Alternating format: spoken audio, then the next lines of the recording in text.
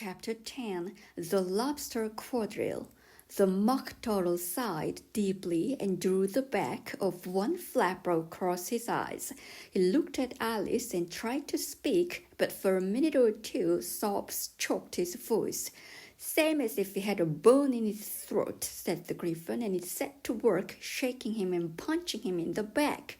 At last the Mock Turtle recovered his voice, and with tears running down his cheeks, he went on again. "You may not have lived much under the sea. I haven't," said Alice, "and perhaps you were never even introduced to a lobster." Alice began to say, "I once tasted," but checked herself hastily and said, "No, never." "So you can have no idea what a delightful thing a lobster quadrille is." "No, indeed," said Alice. "What sort of a dance is it?" "Why," said the Gryphon, "you first form into a line along the seashore." "Two lines!" cried the Mock Turtle. "Seals, turtles, salmon, and so on. Then, when you've cleared all the jellyfish out of the way—" "That generally takes some time," interrupted the Gryphon. "You advance twice, each with the lobster as a partner," cried the Gryphon. "Of course," the Mock Turtle said. "Advance twice, set to partners, change lobsters, and retire in same order," continued the Gryphon. "Then, you know," the Mock Turtle went on, "you throw the lobsters," shouted the Gryphon with a bound into the air, "as far out to sea as you can." "Swim after them," screamed the Gryphon. "Turn a somersault in the sea," cried the Mock Turtle, capering wildly about. "Change lobsters again," yelled the Gryphon at the top of its voice. "Back to land again, and that's all the first figure," said the Mock Turtle, suddenly dropping his voice, and the two creatures, who had been jumping about like mad things all this time, sat down again very sadly and quietly and looked at Alice. "It must be a very pretty dance," said Alice timidly. "Would you like to see a little of it?" said the Mock Turtle. "Very much indeed," said Alice. "Come, let's try the first figure," said the Mock Turtle to the Gryphon. "We can do without lobsters, you know. Which shall sing?" "Oh, you sing," said the Gryphon. "I've forgotten the words." So they began solemnly dancing round and round Alice, every now and then treading on her toes when they passed too close, and waving their forepaws to mark the time, while the Mock Turtle sang this very slowly and sadly. "Will you walk a little faster?" said a whiting to a snail. "There's a porpoise close behind us, and he's treading on my tail. See how eagerly the lobsters and the turtles all advance. They are waiting on the shingle. Will you come and join the dance?" "Will you, won't you, will you join the dance?" "Will you, won't you, won't you join the dance?" You can really have no notion how delightful it will be when they take us up and throw us with the lobsters out to sea." But the snail replied, "Too far," and gave a look askance. Said he thanked the whiting kindly, but he would not join the dance. Would not, could not join the dance. Would not, could not join the dance. "What matters it how far we go?" his scaly friend replied. "There is another shore, you know, up on the other side. The further off from England, the nearer is to France. Then turn not pale, beloved snail, but come and join the dance." "Will you, won't you join the dance?" "Will you, won't you join the dance?" "Thank you. It's a very interesting dance to watch," said Alice, feeling very glad that it was over at last. "And I do so like that curious song about the whiting." "Oh, as to the whiting," said the Mock Turtle, you've seen them, of course." "Yes," said Alice. "I've often seen them at She checked herself hastily. "I don't know where Dean may be," said the Mock Turtle, "but if you've seen them so often, of course you know what they're like." I believe so, Alice replied thoughtfully. They have their tails in their mouth, and they are all over crumbs. You are wrong about the crumbs, said the Mock Turtle. Crumbs would all wash off in the sea, but they have their tails in their mouth, and the reason is... Here the Mock Turtle yawned and shut his eyes.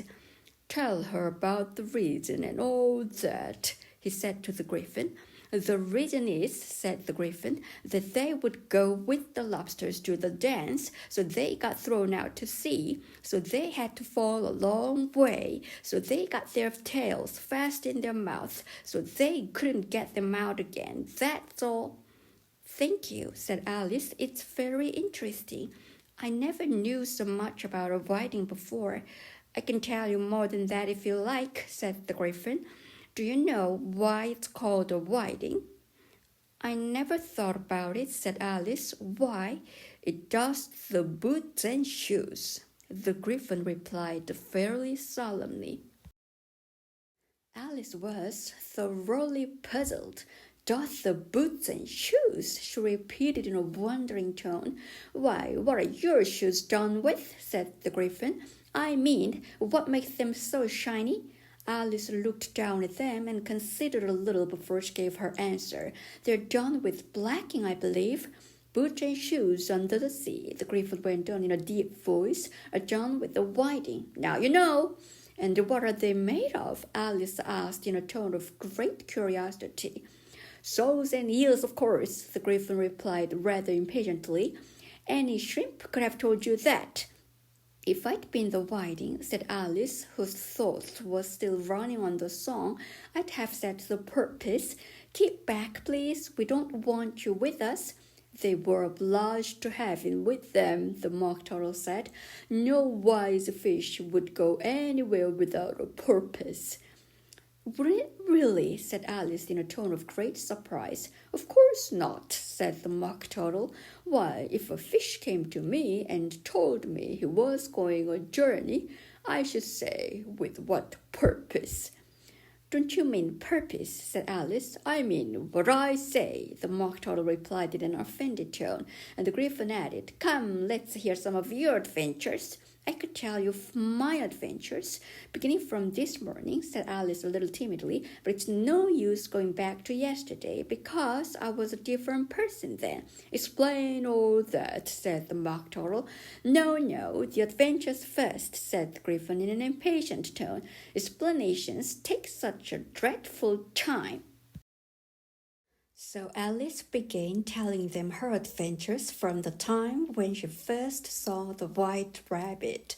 She was a little nervous about it just at first. The two creatures got so close to her, one on each side, and opened their eyes and mouths so very wide. But she gained courage as she went on.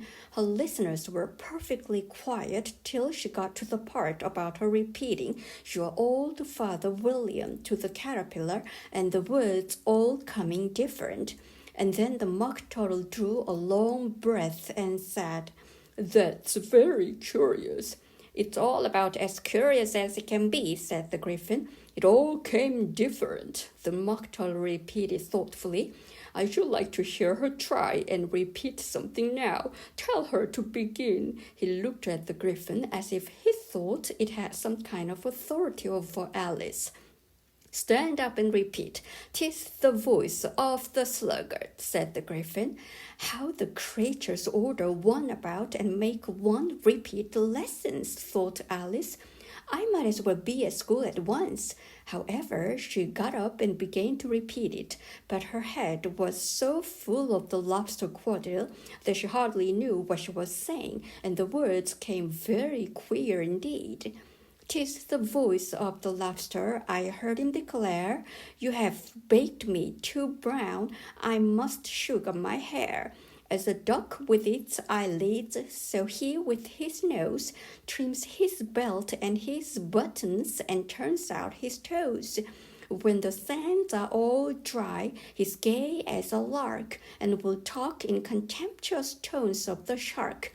But when the tide rises and sharks are around, his voice has a timid and tremulous sound. That's different from what I used to say when I was a child, said the Gryphon. Well, I never heard it before, said the Mock Turtle, but it sounds uncommon nonsense. Alice said nothing. She had sat down with her face in her hands, wondering if anything would ever happen in a natural way again. I should like to have it explained, said the Mock Turtle. She can't explain it, said the Gryphon hastily. Go on with the next verse. But about his toes, the Mock Turtle persisted. How could he turn them out with his nose, you know? It's the first position in dancing, Alice said, but was dreadfully puzzled by the whole thing and longed to change the subject. Go on with the next verse, the Gryphon repeated impatiently. It begins, I passed by his garden. Alice did not dare to disobey, though she felt sure it would all come wrong, and she went on in a trembling voice. I passed by his garden and marked with one eye how the owl and the panther were sharing a pie. The panther took pie crust and gravy and meat, while the owl had the dish as its share of the treat. When the pie was all finished, the owl, as a boon, was kindly permitted to pocket the spoon, while the panther received knife and fork with a growl, and concluded the banquet. What is the use of repeating all that stuff? The Mock Turtle interrupted. If you don't explain it as you go on, it's by far the most confusing thing I ever heard. Yes, I think you'd better leave off, said the Gryphon, and Alice was only too glad to do so. Shall we try another figure of the lobster quadrille? The Gryphon went on. Or would you like the Mock Turtle to sing you a song? Oh, a song, please, if the Mock Turtle would be so kind, Alice replied so eagerly that the Gryphon said in a rather offended tone, No accounting for tastes. Sing her turtle soup, will you, old fellow? The Mock Turtle sighed deeply and began, in a voice sometimes choked with sobs, to sing this. Beautiful soup, so rich and green, waiting in a hot tureen, who for such dainties would not stoop. Soup of the evening, beautiful soup, soup of the evening, beautiful soup, beautiful soup, beautiful soup, soup of the evening, beautiful, beautiful soup, beautiful soup. Who cares for fish, game, or any other dish? Who would not give all else for 2 pennyworth only of beautiful soup, pennyworth only of beautiful soup, beautiful soup, beautiful soup, soup of the evening, beautiful, beautiful soup. Chorus again, cried the Gryphon, and the Mock Turtle had just begun to repeat it when a cry of "The trial's beginning" was heard in the distance. Come on, cried the Gryphon, and taking Alice by the hand, it hurried off without waiting for the end of the song. What trial is it? Alice panted as she ran, but the Gryphon only answered, Come on, and ran the faster, while more and more faintly came, carried on the breeze that followed them, the melancholy words, Soup of the evening, beautiful, beautiful soup. End of the chapter.